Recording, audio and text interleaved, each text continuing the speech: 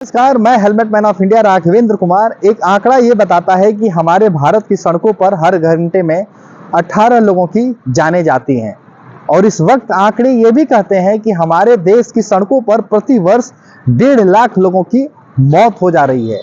और इसमें सबसे ज्यादा जो कारण है ओवर स्पीड का। सामान्यतः देखा जाए तो हमारी सड़कों पर जो स्पीड होती है वो 100 के अंदर ही होती है और जो कि पूरी दुनिया में नंबर 1 हम मौत के कारण भी बन जाते हैं। और भारत में ये जो आंकड़े हैं दिल दहलाने वाले हो जाते हैं और ऐसी तस्वीरें भी आती हैं।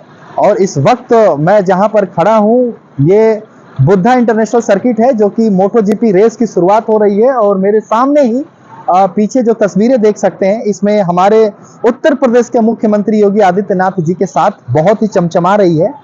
और उत्तर प्रदेश का भी अगर आंकड़ा हम बात करें तो ये भारत के सभी राज्यों में सबसे ज्यादा मौत के आंकड़ों में आगे तो है ही, लेकिन इस राज्य में 75.6% लोग साइकिल भी चलाते हैं। और यहाँ के जब युवा जब 350 से 400 की रफ्तार को जब देखेंगे और जो रोमांचक रेस में कहीं ना कहीं करोड़ों युवाओं के अंदर इस तरह की सोच होगी, क्योंकि इस तरह के जो राइडर्स हैं जो इस ट्रैक पे जब रेसिंग करेंगे तो ये सभी के सभी इंटरनेशनल है और ये उन देशों से हैं, यूरोपीय देशों से, जहां पे सड़क को लेकर के इंफ्रास्ट्रक्चर और गाइडलाइन काफी मजबूत है और जहां पे कि सामान्य व्यक्ति को चलने के लिए अलग ट्रैक होती हैं, चाहे बाइक हो चाहे कार हो। लेकिन भारत में वैसा नहीं है। भारत की सड़कों पर बाइक, कार, चाहे जानवर, सभी के चलने के लिए एक ही ट्रैक होता है। और इन्हीं ट्रैकों पर जब हमारे भारत के युवा इस तरीके से बाइक, जो कि ये जो रेस है जो कंपनियां आयोजन कर रही हैं, उनका मकसद भी है कि हमारे भारत में 1.4 बिलियन का मार्केट है और युवाओं को लुभाने के लिए इस तरह से रेसिंग बाइक का। और आप ये भी अंदाजा लगा सकते हैं कि जब 2 लाख का भी अगर मोबाइल अगर निकलता है भारत के अंदर, अगर एप्पल जैसे आईफोन, तो लोग रातों में लाइन लगा लेते हैं। और इस तरीके रेसिंग बाइक आप देख रहे होंगे बहुत सारे शोरूम आ रहे हैं और आए दिन सड़क हादसों पे, मेरे से आगे ही यमुना एक्सप्रेसवे है, हर दिन 2 से 3 लोगों की मौत होती है। और यहाँ अधिकतर आप देखते होंगे जो युवा 250 से 300 की रफ्तार में, उनके पिता सड़कों पर कहीं ना कहीं उनके बॉडी, यानी कि कुत्ते न खाएं, उनके शरीर के टुकड़े भी चुन रहे होते हैं। और ये दृश्य हमने कई बार देखा हुआ है। तो वैसा ही अब दृश्य ये बार बार आप लोगों के बीच भी दिखाई देगा, क्योंकि इस रेस के बाद से जो हमारे भारत की सड़कों पर होगी, जो युवाओं की तो रफ्तार तो बढ़ेगी ही, लेकिन जो मौत की रफ्तार जो बढ़ेगी वो काफी दिल दहलाने वाली हो जाएगी। क्योंकि हमारे भारत में 90% आज भी लोगों को सड़क पर चलने का नियम नहीं मालूम है। और मैं खुद हेलमेट पहनाने के लिए प्रयास करता हूं तो यहाँ 200 से 300 रुपए का हेलमेट पहन करके सिर्फ पुलिस चालान से बचने के लिए लोग लगाते हैं, लेकिन सेफ्टी गियर का ना अगर इस्तेमाल करेंगे, क्योंकि ये राइडर्स हैं, सारे सेफ्टी गियर्स में वो चीजें रहते हैं। लेकिन हमारे भारत के लोग अभी भी ये सब नहीं सोचते हैं, सिर्फ सोचते हैं कि बाइक में जितनी रफ्तार है, एक्सीलरेटर है, वो लगा दो आज, क्योंकि सड़क पर सिर्फ हम ही हम हैं। और उसके बाद क्या होता है कि उनके हम के सोच को यमराज सीधे अपने पास बुला लेता है और कहीं ना कहीं सड़कों पर जो रक्त के निशान और मौत के निशान छोड़कर चले जाते हैं। तो इस रेस के आयोजन से मैं उन भारत के परिवारों तक भी एक संदेश देना चाह रहा हूं कि वो अपने बच्चों को ऐसे रेस से दूरी बना के रखें, क्योंकि अगर आप ऐसे रेस की दूरी बना के रखेंगे तो जाहिर सी बात है कि इनकी टिकटें भी नहीं बिकेंगी, और टिकटें नहीं बिकेंगी तो इन गोरों का भी जो दिल टूट जाएगा।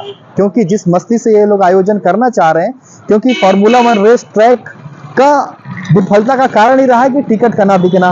और यहाँ पर अभी जो कम रेट वाली इस बार की जो रेसिंग है वो टिकटें बिक चुकी है, जो 40,000 तक के प्राइस के जगह टिकट हैं वो अभी अवेलेबल हैं।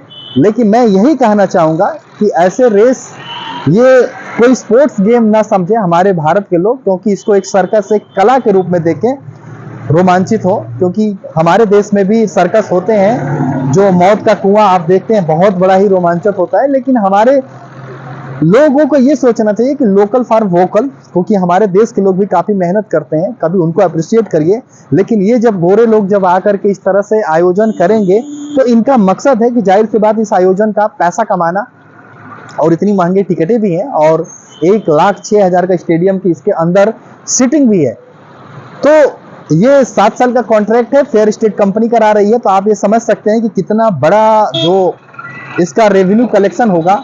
और कहीं ना कहीं हमारे भारत सरकार ने तो यहाँ पर जो राज्य सरकार ने भी जीएसटी तक भी माफ कर दी है इस टिकट जो कि लोगों को खरीदने के लिए। आप सोच सकते हैं इसमें सरकार को फायदे नहीं है, लेकिन जो कंपनियां जो करा रही हैं वो काफी बहुत बड़े स्तर पर उसका बेनिफिट्स वो चीजें ले रही हैं, तो आपके परिवार में देखो कुछ फायदे नहीं होने वाला है, सिर्फ उल्टा ऐसी बाइक खरीदोगे और अपने घर मौत को बुला दावत दोगे आप।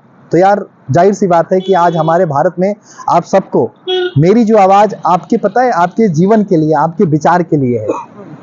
मैं चाहता हूं कि आप जैसे युवा बल्कि मेरे साथ दें। आप हर दिन देखते होंगे कि मैं सड़कों पर कैसे 56,000 इंच जो अभी तक जो मेरा सीना आप देख रहे हैं और 56,000 हेलमेट बांट चुका हूं। तो मैं चाहता हूं कि भारत का हर युवा सड़क हादसों के खिलाफ होने वाली इन मौतों के पीछे एक योद्धा बने और ऐसे रेस से देख करके प्रेरित ना हो।